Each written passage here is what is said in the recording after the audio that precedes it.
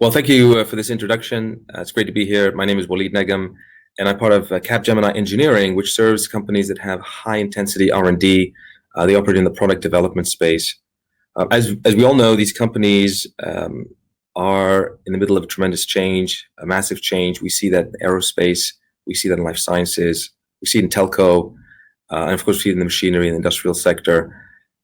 There's also a post-pandemic agenda that is necessary to defend the growth that most of these companies are seeing today, because that growth is not guaranteed. And my topic is to kind of walk through some of those change agents, those trends that we see companies adopting to defend their growth. Right up front, just acknowledge it's been a horrible 18 months. Today, though, the economic context is much brighter. Things are starting to look pretty good.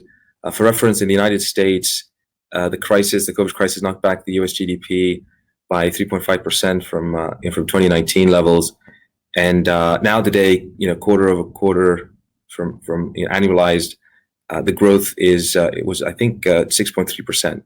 And in India specifically, it appears statistically there's been a V-shaped recovery. Sentiment is back up to business activity to pre-pandemic levels. And looking at some of these these data points on the right-hand side, the commitment to innovation, the commitment to new markets is pretty significant.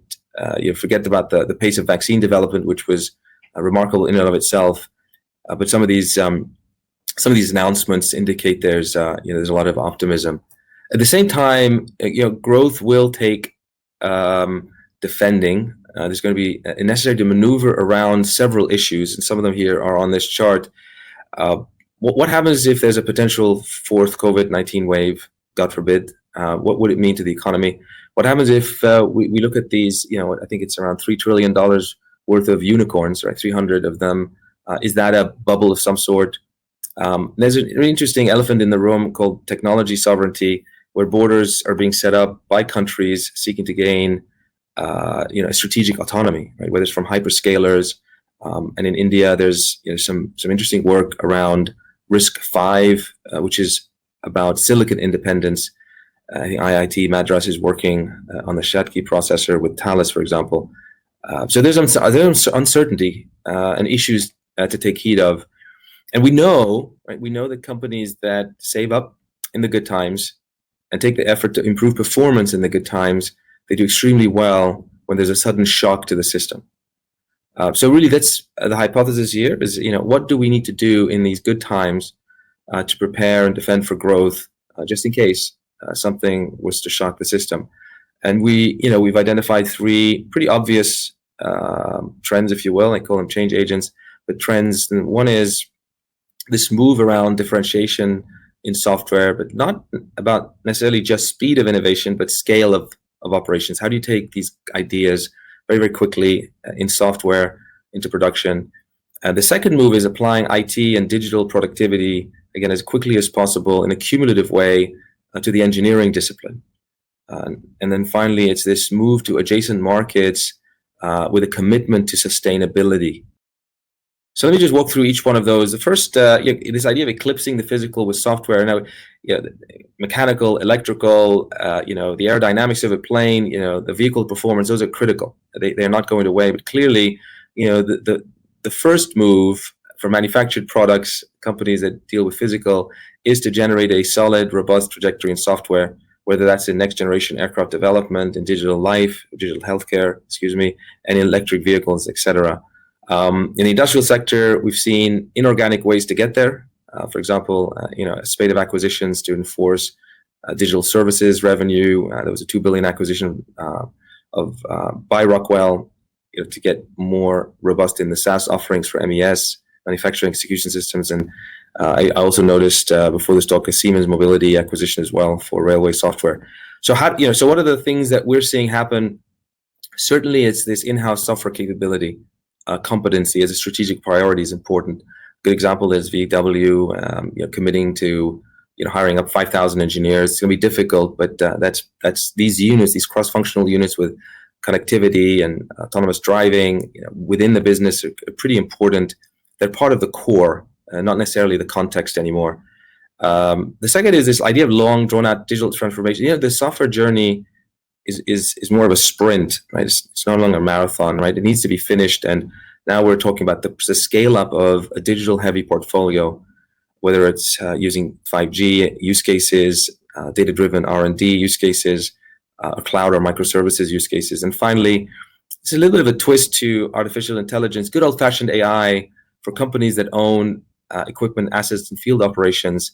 Physics-based models are becoming more and more relevant.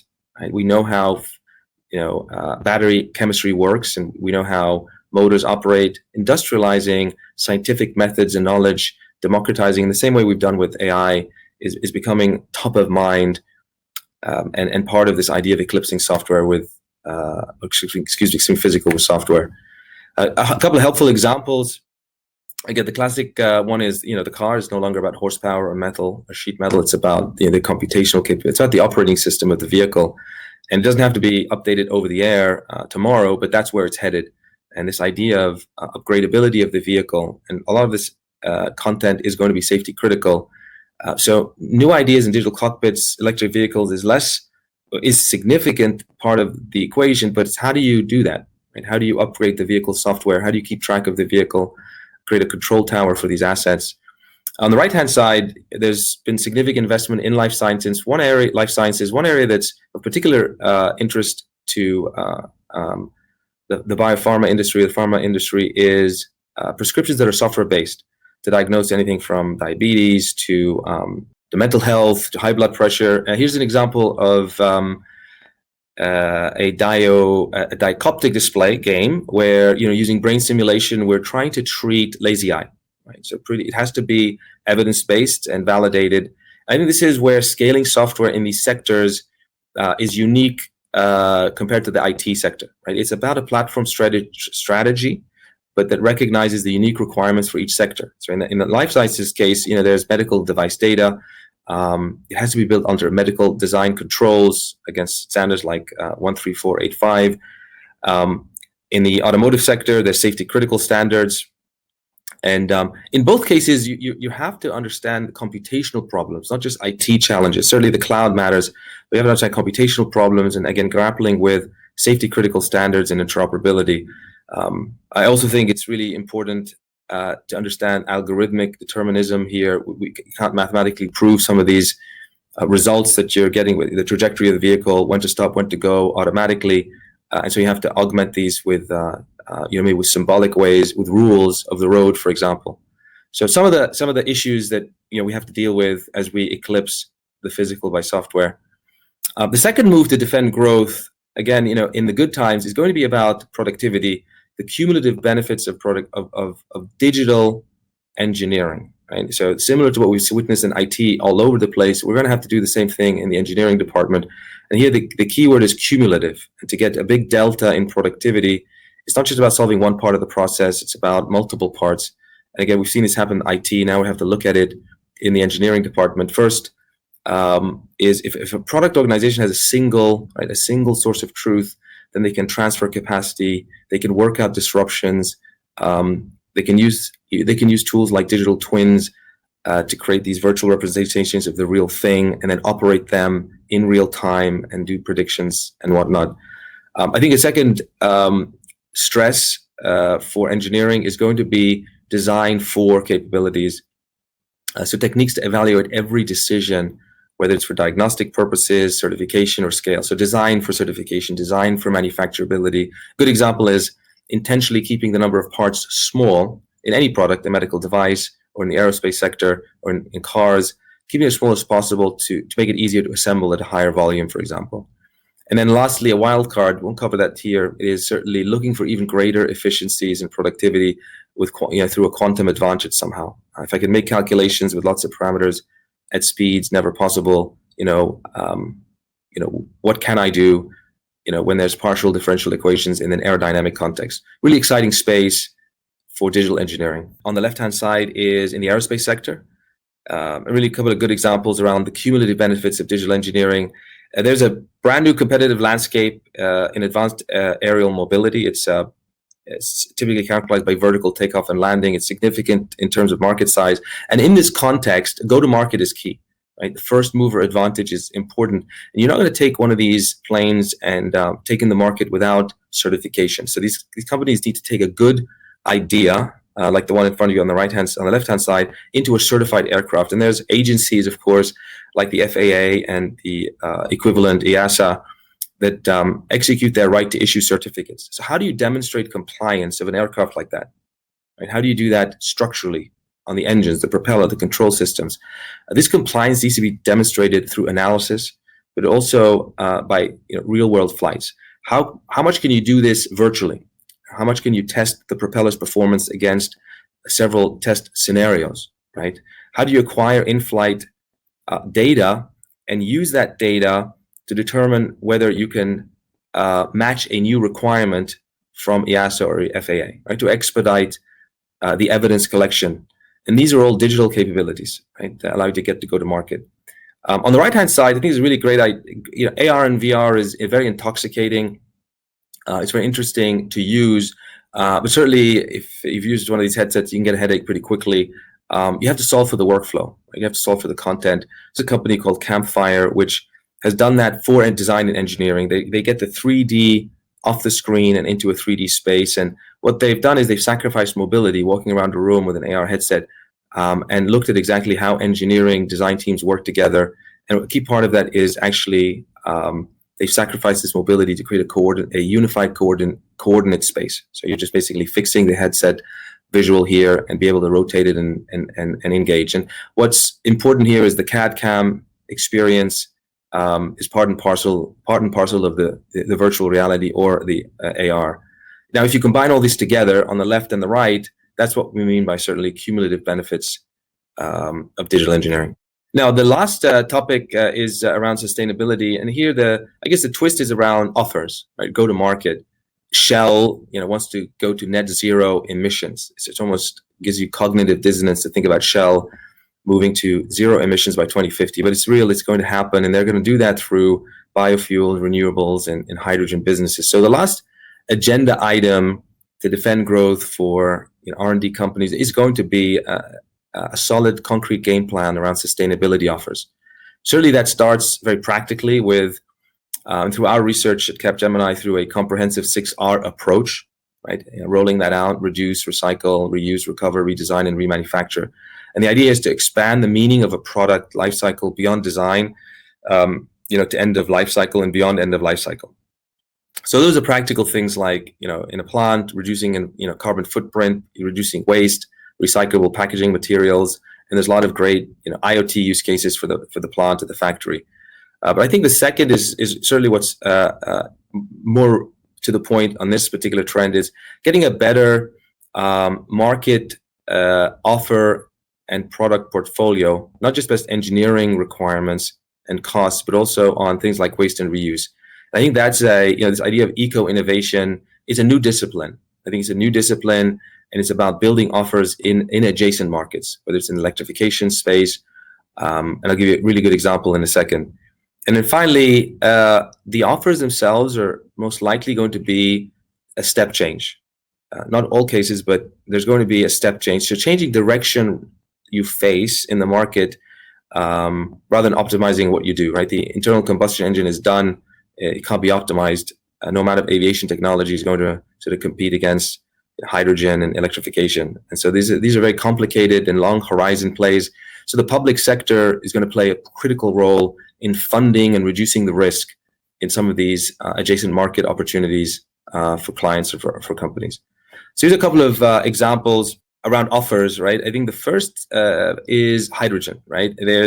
And how do you get working with hydrogen in a way that is financially feasible, right? Economically feasible. So certainly there's going to be funding sources from various governments across the globe. So that's an important part of being successful here. This is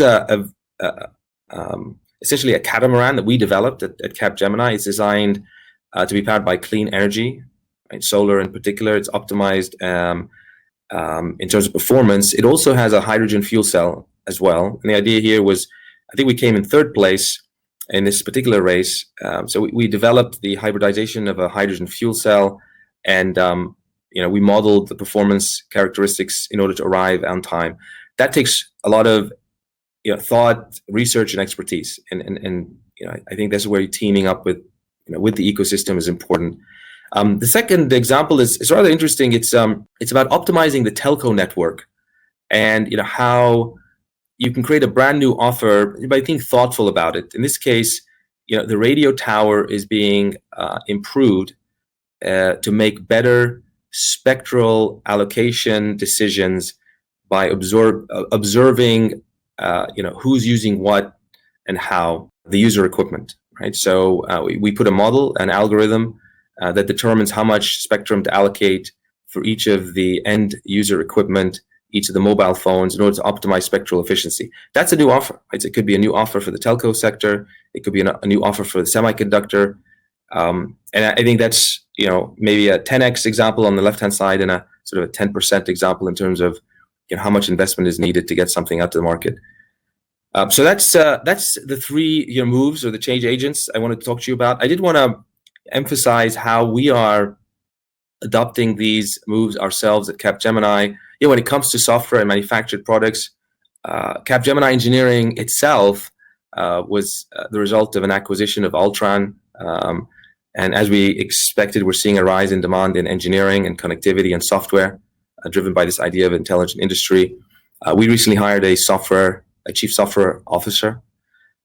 Looking at sovereignty, if you see some of the news articles, we've partnered with Orange and Microsoft to provide a trusted cloud provider infrastructure in France. In the area of digital engineering and the cumulative benefits, there's certainly this significant sector-specific move to cloud, and this idea of moving as much of the digital engineering content, such as product lifecycle management, onto the cloud to improve efficiencies, reduce friction. And then finally, sustainability. A lot of businesses are doing that, but we remain convinced that our growth has to be responsible. We've reduced our carbon footprint, and we're also accelerating our own offer in hydrogen, for example, with talent acquisition, and continuing to look at growth areas in electrification. So just a couple of examples of how we're taking some of these trends to heart. I just want to thank you for taking the time. Certainly wishing you success defending and sustaining your business growth. And thank you very much.